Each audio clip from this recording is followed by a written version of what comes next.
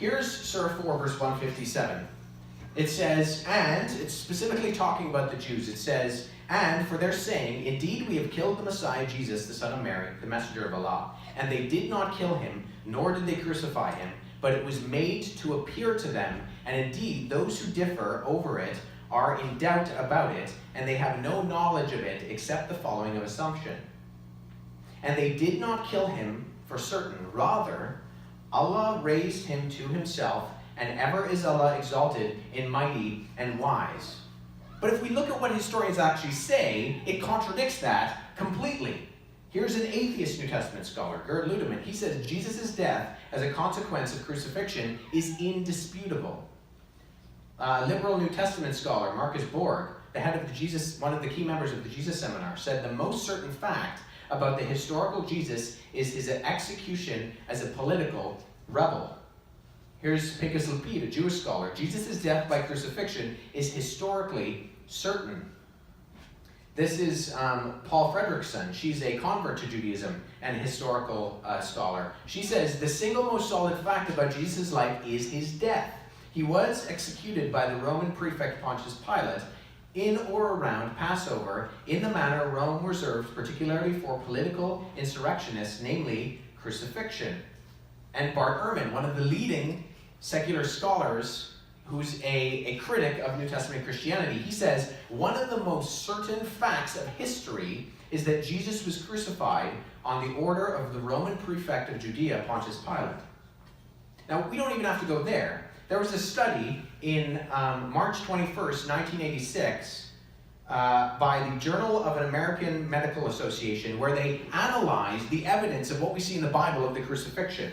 And they came to this conclusion. Thus, it remains unsettled whether Jesus died of cardiac rupture or of cardiorespiratory failure. However, the important feature may be not how he died, but rather whether he died.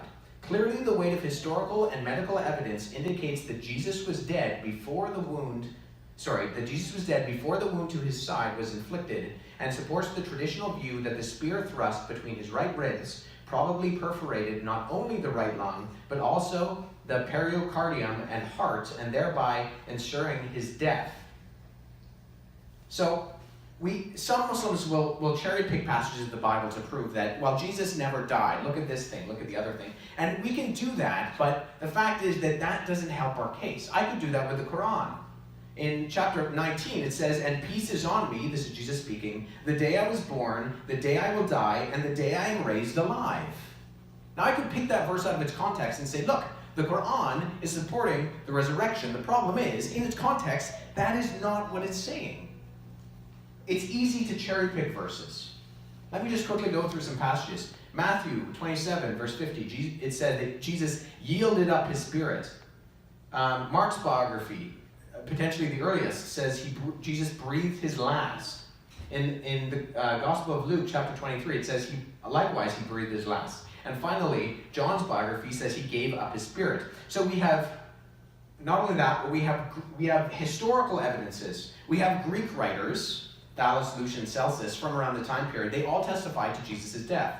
We have Roman writers, Tacitus, Pliny the Younger, Suetonius. They all testified to Jesus' death. And we have Jewish writings, such as the historian Josephus. We also have the Jewish Talmud and Mishnah sayings, the Toldat Yeshua. And they all grant one thing, as I said before, that an itinerant Jewish preacher from the backwaters of first century Palestine was crucified and died under the Roman prefect Pontius Pilate. So we have the testimonies of non-Christian scholars. We have the testimonies of scientific modern medicine. We have biblical witnesses. And we have the ancient non-Christian sources, all testifying to the fact that an itinerant Jewish preacher named Jesus of Nazareth was crucified just as the Bible claims. Verses, I would argue, 40 Arabic words in the Quran, written 600 years after the fact, on a different continent, in a different language, by an illiterate individual who shows no proper interaction with the actual historical narratives or sources. What I would say in terms of my interaction with Muslims is that Jesus' death is the death of the truth claims of Islam, because all the evidence is against the Quran at that point. And if Jesus did die, and if the historical sources are accurate, like his disciples said, and he resurrected, then it means a serious thing for believing Muslims.